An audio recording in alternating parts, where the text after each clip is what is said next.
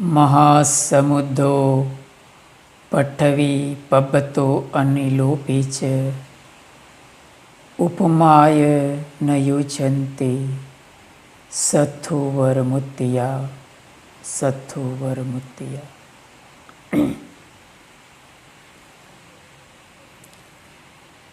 सभी उपासक उपासिकाओं को मंगलबुद्धि पंते की ओर से बहुत बहुत मंगल मैत्री और साधुवाद। अभी कुछ ही दिनों में हम भिक्षु संघ का वर्षा काल शुरू होगा। भिक्षु संघ एवं उपासक उपासिकाओं के लिए साधना का काल शुरू होगा। भिक्षु संघ समेत सब उपासक उपासिकाएं अपने अपने शक्ति के अनुसार धम्म की साधना करेंगे। तो आइए इस वीडियो वक्तव्य के माध्यम से हम जानते हैं कि भगवान तथागत सम्यक संबुद्ध ने उपोषित कर्म के बारे में क्या कहा है। पहले तो हम उपोषित का शाब्दिक अर्थ को समझते हैं। उपोषित अर्थात एक औषध के रूप में है। उप औषध अर्थात जो निब्बान रूपी पद है, जो धम्म की जीवन मुक्ति की अंतिम अवस्था है, वो अंतिम अवस्था निब्बान रूपी पद को प्राप्त करने में जो चित्त मैल अर्थात जो आश्रव होते हैं, जो आश्रव होते हैं उसको दूर करने के लिए उपोषित अर्थात एक औषध के रूप में निब्बाण रूपी पद की प्राप्ति के लिए चित्त मैल को हटाने के लिए जो औषध की तरह कार्य करता है उसे उपोषित कहते हैं। तो इस वर्षा काल में श्रद्धावान उपासक उपासिकाएं उपोषित धारण करके अपनी अपनी पुण्य पारमी बढ़ाएंगे। तो उपोषित का जो कार्यशैली है, उपोषित कैसे करना चाहिए और उपोषित का उसकी प्रक्रिया क्या है, उसमें उतरने से पहले आइए हम जानते हैं कि उपोषित का महत्व तथागत सम्यक संबुद्ध ने क्या बताया है। ये उपोषित सूक्त की बात है। एक बार भगवान तथागत सम्यक संबुद्ध विशाखा को उपोषित सूक्त में कहते हैं कि उपोषित का जो पुण्य कितना होता है उसके बारे में भगवान बुद्ध कहते हैं कि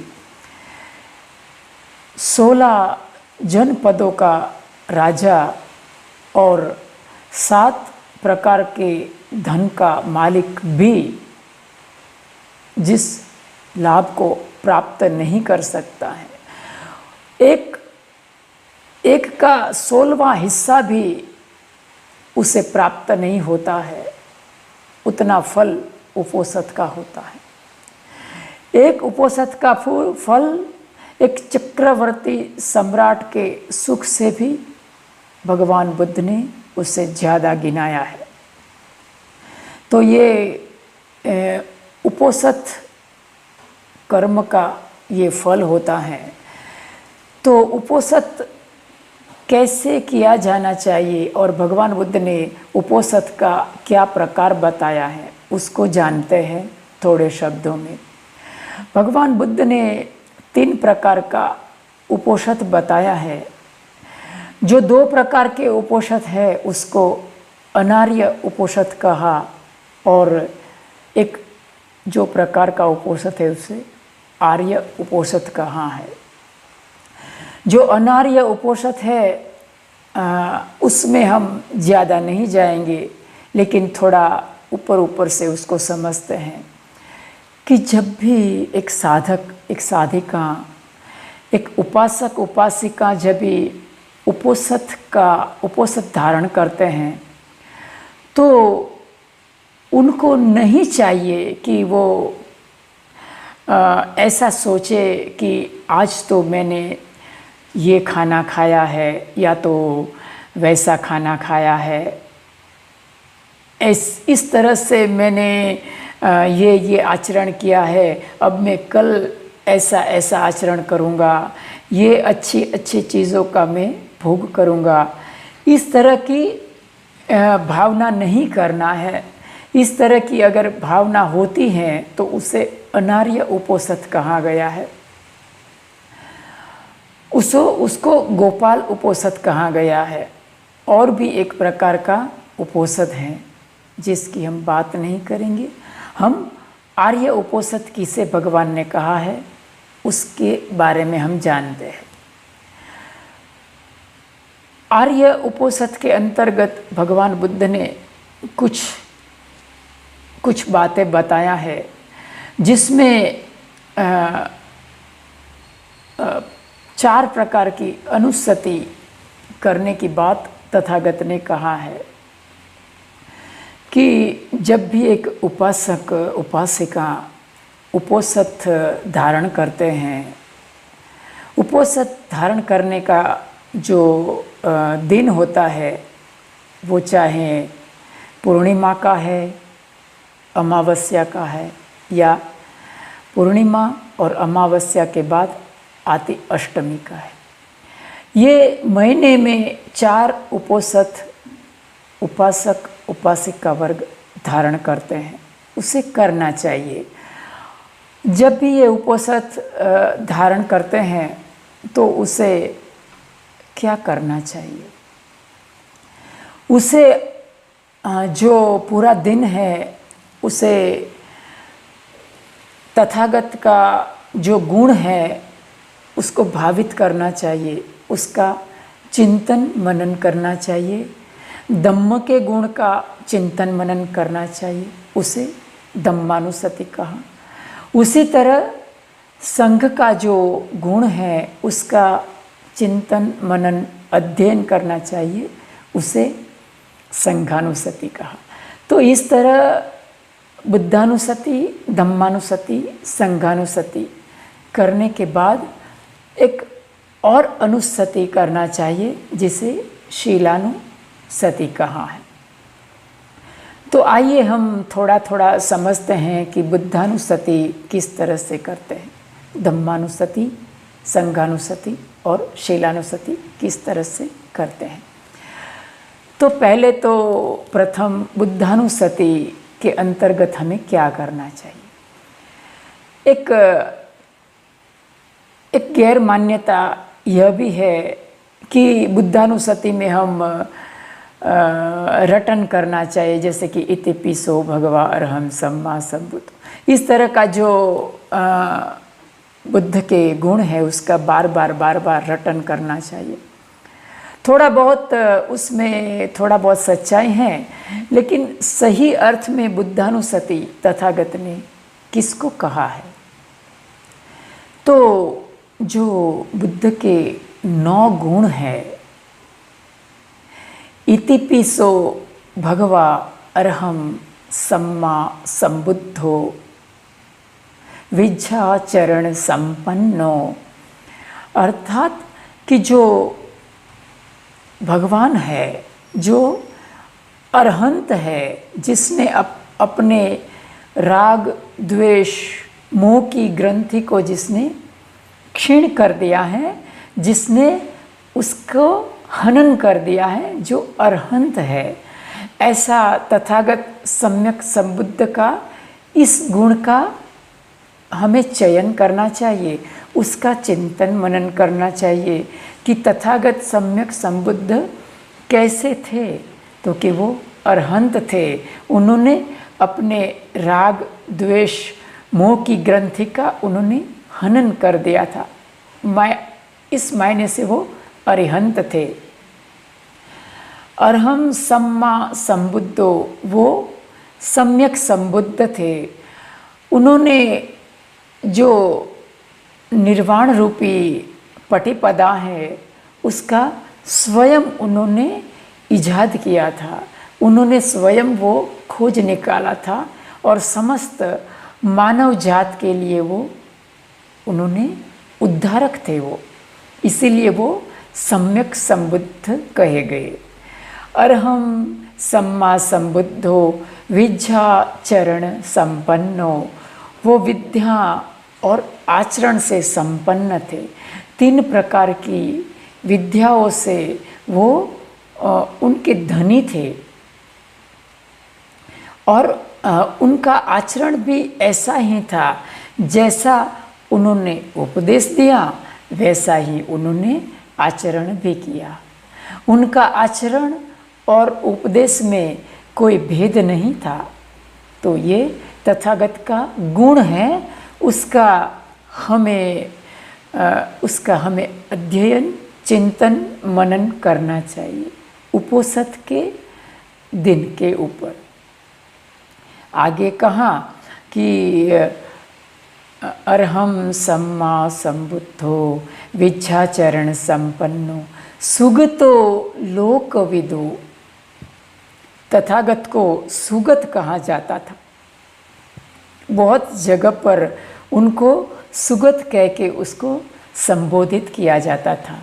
तो सुगत का अर्थ है जिसकी गति है वो सुव्यवस्थित है, जिसकी गति है वो सुगति कही जाती थी।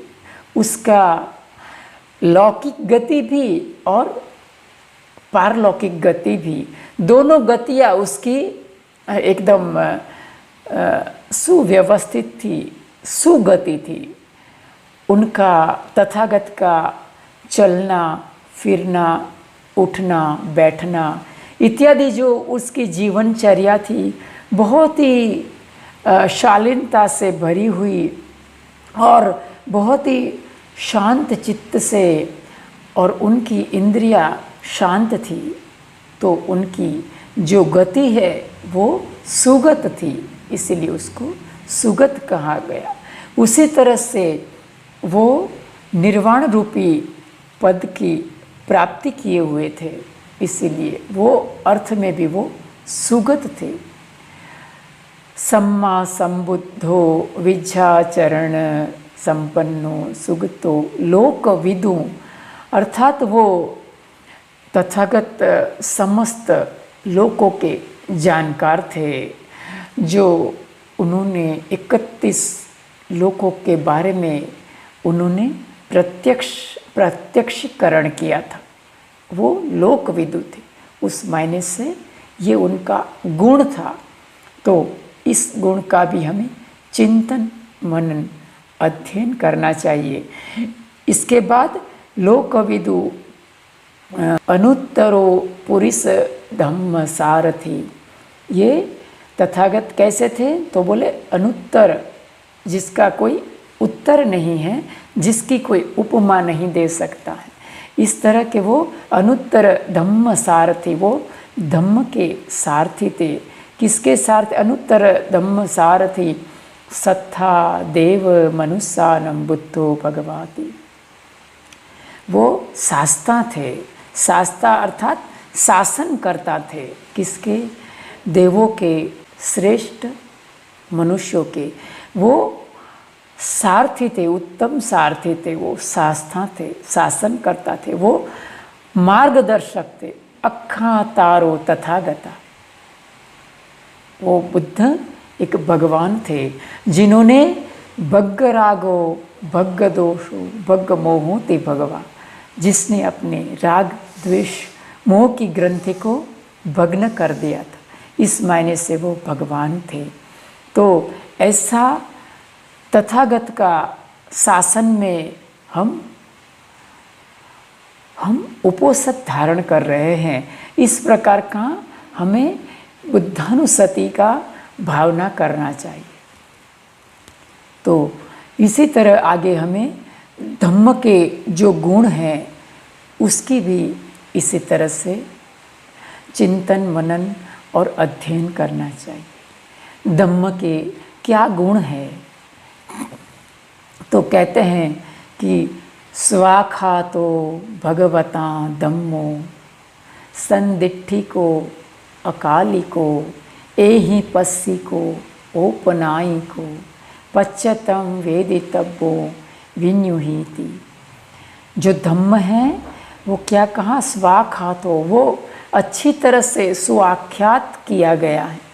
भगवान का धम्म है, कोई रहस्यवादी नहीं है, वो अच्छी तरह से उन्होंने सुआख्यात किया है, अच्छी तरह से उसको समझाया गया है। स्वाख्यातो भगवता धम्मो संदिट्ठिको, वो संद्राष्टिक है, वो संदिट्ठिको अकालिको, वो तीनों काल से वो अबाधित है, वो हर काल में वो सुव्यवस्थित है, हर काल में वो समान रूप से धम्म धारण करते हैं। इसीलिए भगवान बुद्ध का जो धम्म है उसे अकाली को कहा गया। एहि पस्सी को, वो आकर देखने जैसा है। एहि पस्सी को, आइए उसे जानिए, आइए धम्म को जानिए, वो अनुभव गम्य है। तथागत का जो धम्म है वो सुतमय प्रज्ञा से परे हैं, वो चिंतनमय प्रज्ञा से भी परे है, वो भावनामय प्रज्ञा का महत्वपूर्ण पहलू अपने में समाये है। यही पस्सी को स्वाखातो भगवता धम्मो संदिट्ठिको अकालिको एहि पस्सिको औपनायिको पच्यतं वेदितव्यो विन्युहीति। वो कहा कि वो धारण करने योग्य हैं, अपनाने योग्य है। तो ये जो धम्म के गुण थे उसकी भावना करना चाहिए उपोसथ के दौरान। उसी तरह संघ का जो गुण है, इसी तरह से संघ के गुण का भी चिंतन मनन और अध्ययन करना चाहिए। क्या होते हैं संघ के गुण? तो कहते हैं कि सुपटिपन्नो भगवतो सावक संघो, उजुपटिपन्नो भगवतो सावक संघो। अर्थात तथागत का जो संघ है वो सुमार्ग पर चल रहा है, वो सीधे मार्ग पर चल रहा है। उजुपटिपन्नो भगवतो सावक संघो, न्यायपटिपन्नो भगवतो सावक संघो। तथागत का जो संघ है वो न्याय के मार्ग पर चल रहा है। न्यायपटिपन्नो भगवतो सावक संघो, सामीची अर्थात वो उचित मार्ग पर, योग्य मार्ग पर चल रहा है भगवान तथागत का सावक संघ।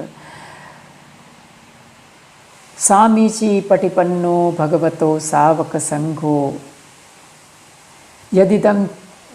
यदिदम चत्तारि पुरिस युगानि अट्ठ पुरिस पुग्गला।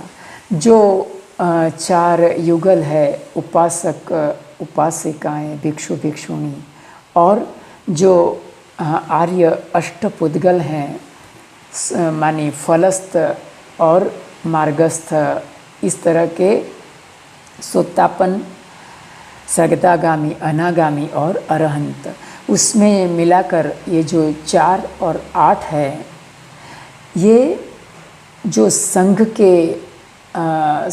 के ये अंग है। ऐसा संघ है वो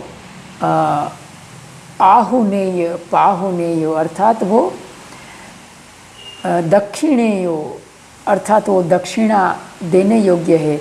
वो आहुनेय पाहुनेय बनाने योग्य है, वो उनका आदर सम्मान का करने के योग्य है। ऐसा संघ का अगर आदर सत्कार और दक्षिणा देने से ये महाफलदायी पुण्य का भागीदार बनते हैं। तो इस तरह से हमें जो संघ के गुण हैं उसका भावना करना चाहिए, जो संघ के गुण का चिंतन मनन करना चाहिए उपोषथ के दिन पर। उसी तरह से तथागत ने उपोषथ सूत्र में शीलानुसति के बारे में भी बड़ा महत्वपूर्ण बात किया है। तो तथागत ने शीलानुसति के अंतर्गत कहा है कि जो उपोषथ के दौरान हम देखते हैं कि सामान्यतः हमारे उपासक उपासिकाएं अष्टसिल का पालन करते हैं। तो अष्टसिल कौन कौन से हैं उसे हम संक्षिप्त में जानते हैं। तो जैसे कि पहला सिल है पाणातिपाता वेरमणि, यानी हम जो उपासक उपासिकाएं हैं, भिक्षु भिक्षुणियाँ हैं, वो उपोषथ के दौरान अष्टसिल का पालन करते हैं। तो उसी को शीलानुसति के अंतर्गत लिया गया है कि जैसे कि एक अरहंत फलस्थ वो किस तरह से जीवन भर के लिए ये अष्टसिल का पालन करते हैं, उसी तरह से हम सिल का पालन करेंगे, उसी तरह से हमें शील का पालन करना चाहिए। तो जो उपासक उपासिका है, जो भिक्षु भिक्षुणियाँ हैं, उसे जो अरहंत पद की प्राप्ति किए हुए हैं, जिसने जो अरहंत है उसको अपनी नज़र समक्ष रखना चाहिए कि किस तरह से एक अरहंत का फलस्थ मार्गस्थ हैं व्यक्ति, जो भिक्षु भिक्षुणी किस तरह से वो अपना इस सिल में पुष्ट होता है।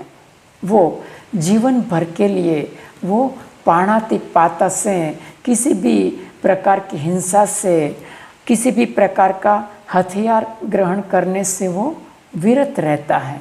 तो इस तरह का उसका जो गुण है, जो शील है, उसकी हमें भावना करना चाहिए, चिंतन मनन करना चाहिए।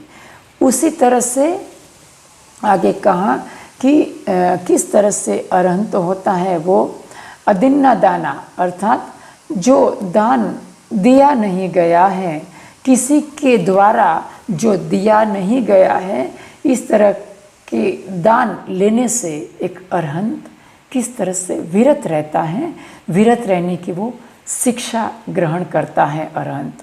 तो हमारे नज़र के सामने जो उपोषथ जिसने लिया है वो उसको अरहंत भिक्षु को अपनी नज़र समक्ष रख के इस तरह का भावना, इस तरह का चिंतन मनन करना चाहिए कि जब तक हमें किसी भी प्रकार का दान जब तक दिया नहीं जाता है, तब तक हमें वो ग्रहण नहीं करना चाहिए।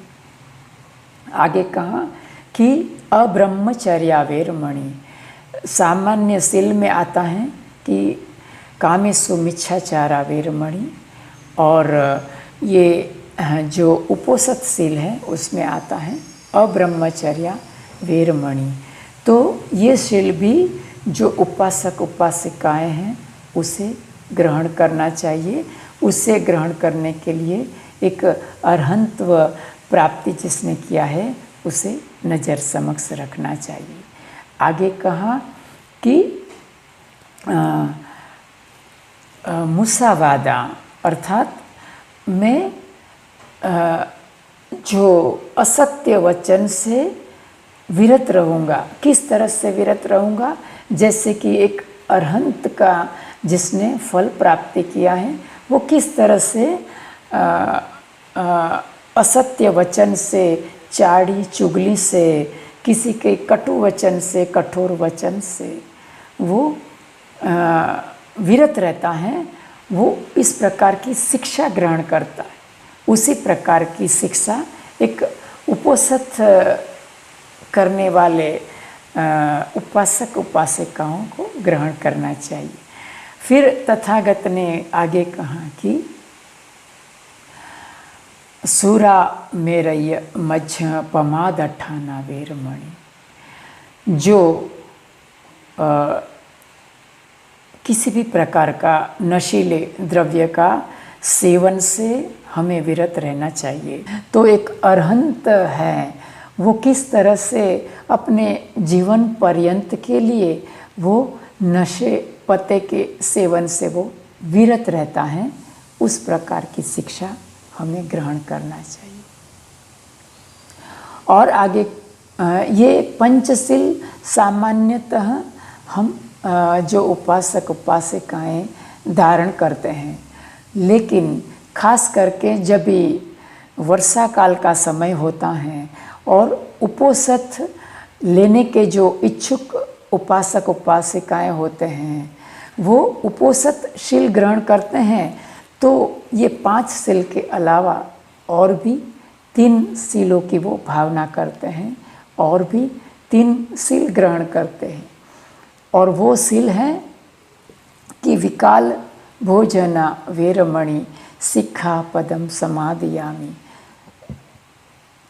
विकाल भोजन अर्थात जो विकाल भोजन तथागत ने उससे कहा है कि जो 12 या 12:30 बजे के बाद मैं भोजन नहीं करूँगा, इस तरह का जो संकल्प लिया जाता है उसे विकाल भोजन कहते हैं।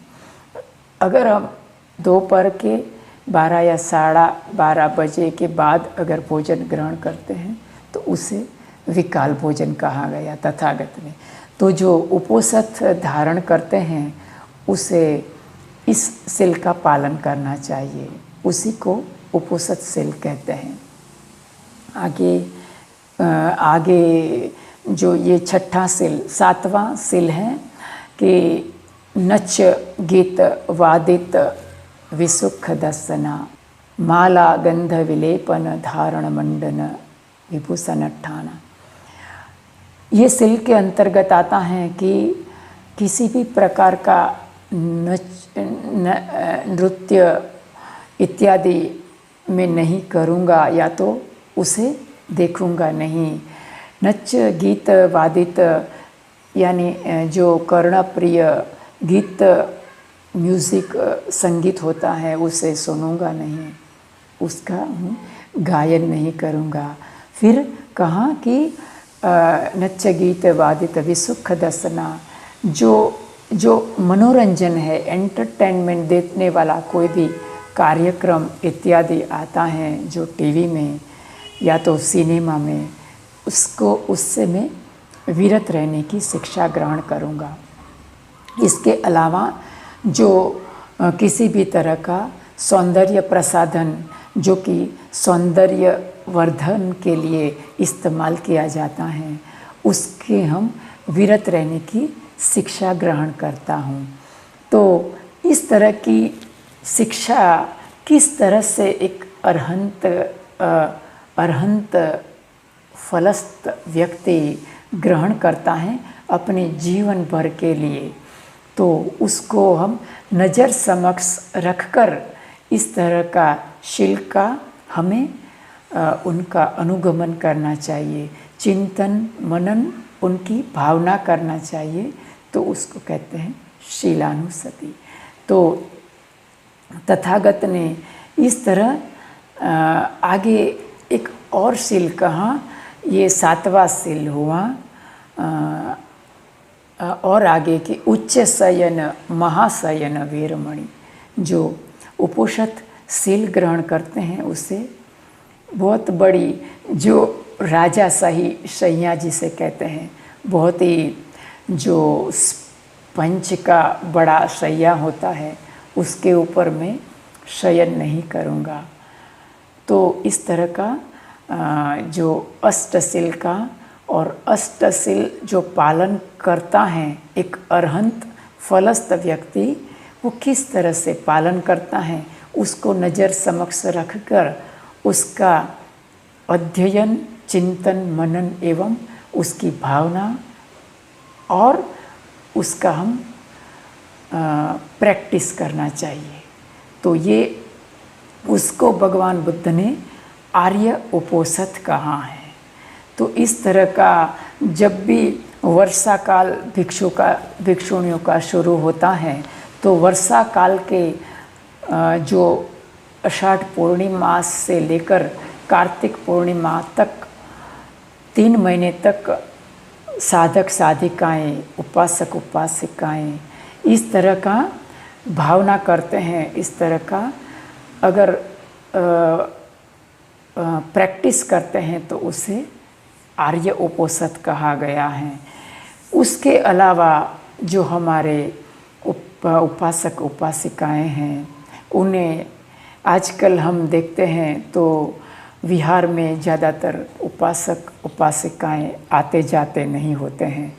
तो खास करके वर्षा काल के दौरान जब ये शुरू होता है वर्षा काल तो 3 महीने तक साधक गणों को, उपासक उपासिकाओं को विहार की मुलाकात लेना चाहिए। वहाँ बाबा साहब का जो ग्रंथ है बुद्ध एंड हिज धम्मा, उनका रोज़ाना अध्ययन करना चाहिए। बाबा साहब ने हमें जो धम्म दिया है उसके प्रति हमें अहोभाव से प्रेरित होना चाहिए। तो इस तरह से हम अगर उपोसथ रखते हैं तो उसे तथागत ने आर्य उपोसथ कहा है। तो आज के दिन बस इतना ही कहूँगा। और ये बहुत अच्छा समय काल शुरू होने जा रहा है, तो आइए हम सब मिलकर हम उपोसथ धारण करें और धम्म का, संघ का और हमारे समाज का हम उत्थान करें। सबका मंगल हो, सबके जीवन में खुशहाली आए। सबको वर्षा काल के लिए बहुत बहुत मंगल कामनाएं। साधु साधु साधु।